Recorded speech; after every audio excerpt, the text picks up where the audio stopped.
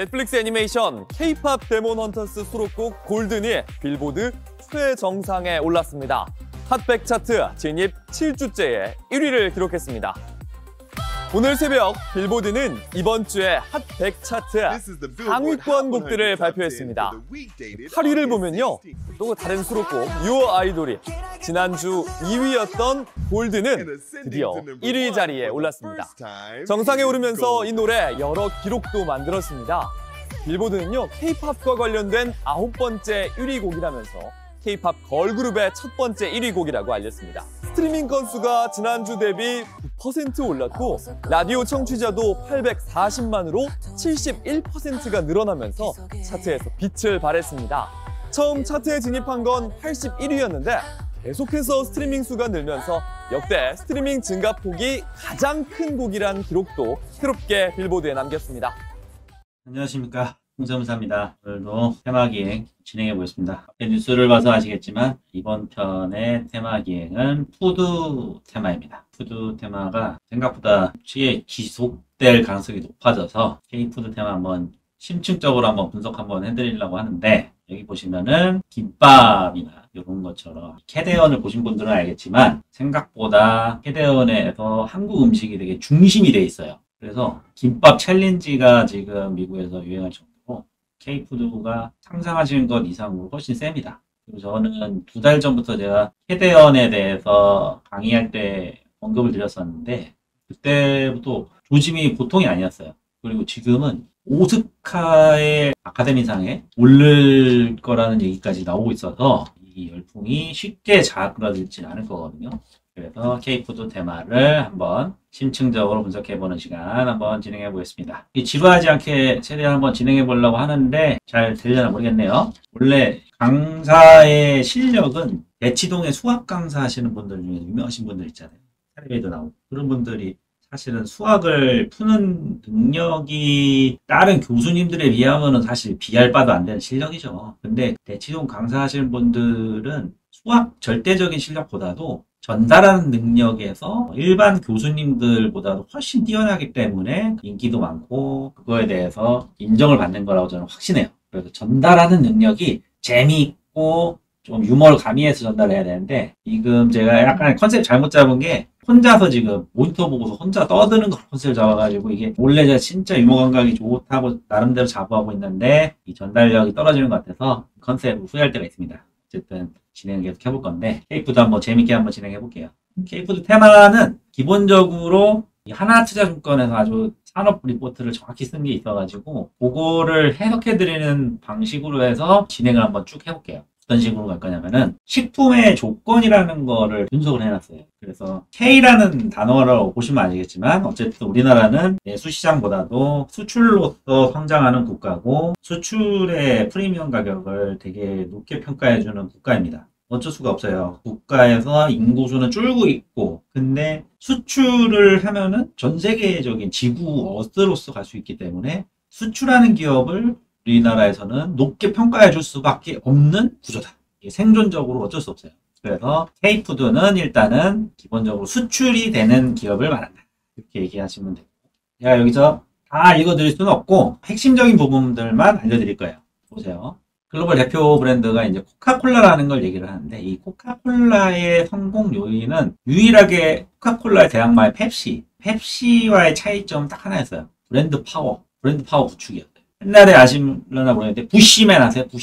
부시맨이라고 옛날에 30년 가까이 전에 엄청 유행했던 분이 있어요. 이 부시맨이 뭐냐면은 아프리카에 코카콜라 병이 떨어졌는데 그거 가지고 벌어진 에피소드를 그린 영화였잖아요. 엄청나게 히트를 많이 쳤었죠. 근데 그게 이 코카콜라에서 어마어마한 자본력을 투입해가지고 만든 영화였었고, 그때 구축된 코카콜라라는 이미지는 어마어마한 자산으로 남게 됐어요. 이게 무슨 의미냐면은 기본적으로 성공을 하기 위해서는 코카콜라를 따라해야 되는데 코카콜라를 따라한 브랜드 파워를 펩시는 가지 못했다. 근데 우리나라 기업 중에 지금 삼양식품이 황제주로 최근에 등록을 했는데 이 삼양식품이 왜 코카콜라랑 비슷한 정책이었냐라고 보면은 잘 모르시는 분들이 있는데, 이 불닭이라는 브랜드가 세계적으로 되게 유명해요. 사실은 이게 무슨 의미냐면은 다른 회사들로 매운 볶음면은 만들어. 근데 펩시랑 똑같은 원리예요. 볶음면은 만드는데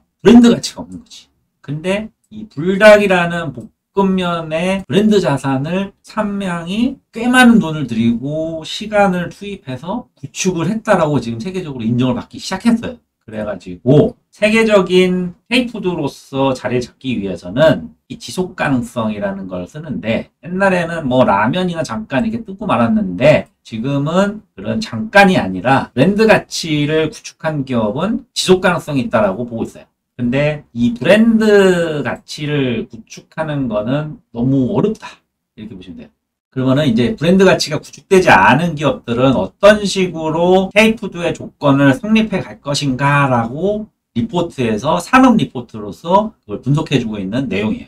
그래서 여기서 나오는 게 뭐냐면은, 기본적으로는 브랜드 가치가 없다면 글로벌 네트워크 기반으로 해외 매출을 확대하는 기업이 다음 넥스트 K푸드일 것이다. 그래서 넥스트 K푸드가 정의가 나왔어요. 글로벌 네트워크를 기반으로 성장하는 기업들이 어쩔 수 없이 뜰 수밖에 없다, 이런 얘기를 하는 거죠.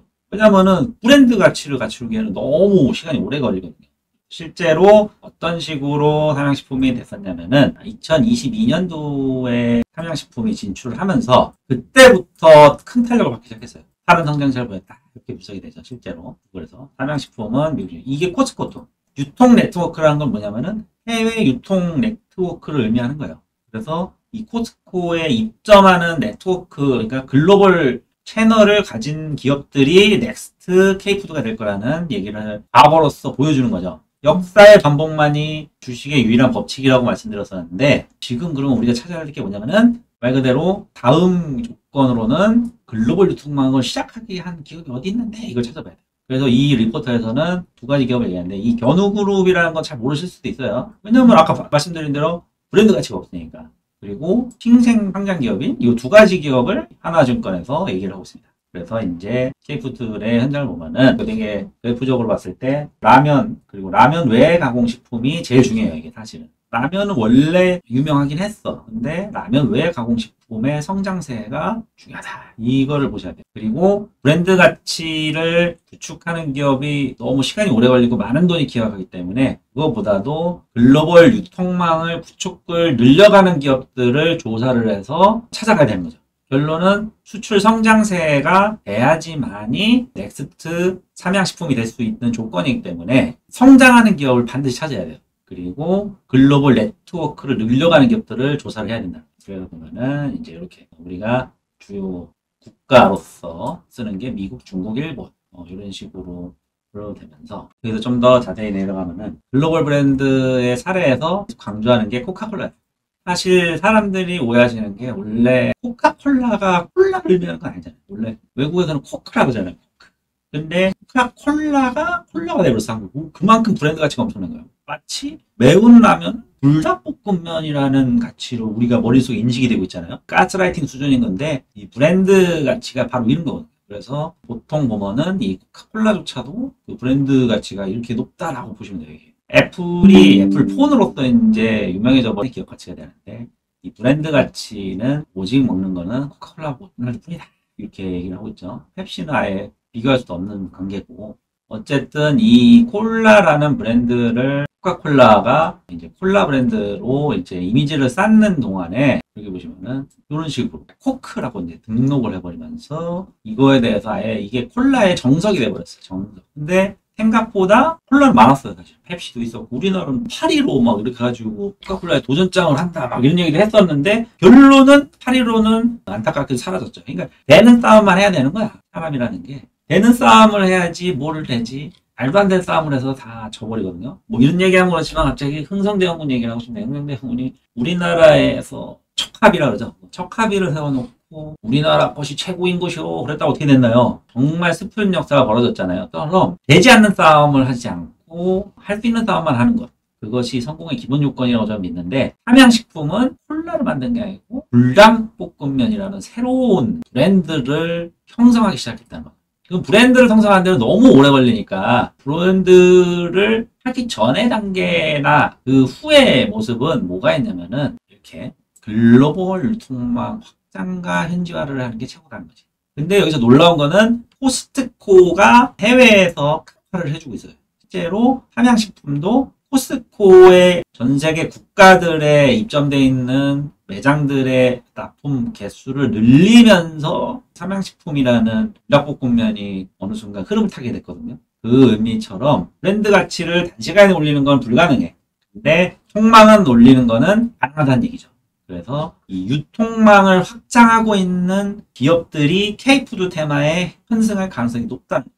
K푸드는 제가 그동안 말씀드렸던 계절주나 이런 것처럼 스케줄 매매하는 게 아니에요. K푸드의 확장성이 끝나는 시점이 당연히 끝날 텐데 지금은 시작 시점이 돼버렸어요. 지금이.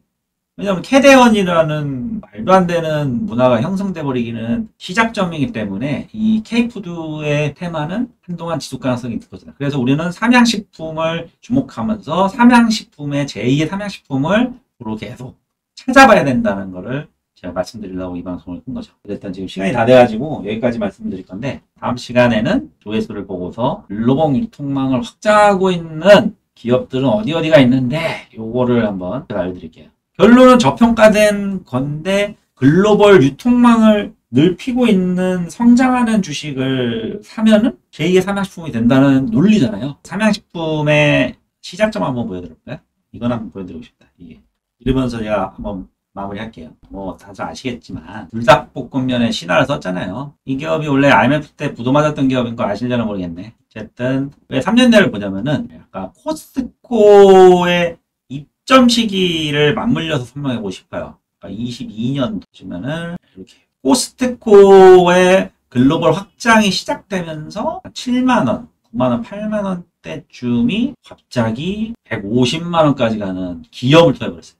물론 브랜드 가치의 형성이 마지막 꽃을 피워버렸어요. 여기서. 이때쯤에서 여기까지 뭐 끝나겠지라고 다들 예상했었는데 브랜드 가치가 형성되는 문화가 형성돼 버리면서 K푸드 테마까지 업해버리면서 여기까지 가는. 그러면 우리는 뭘 주목해내면은 유통 채널을 넓히기 시작한 코스트코를 기점으로 해서 월마트나 중국의 뭐 샘스 클럽이나 이런 곳들에 넓히기 시작한 기업에 조사를 해서 저평가되어 있을 때 사서 기다렸다가 이렇게 제2의 삼양식품을 찾아라.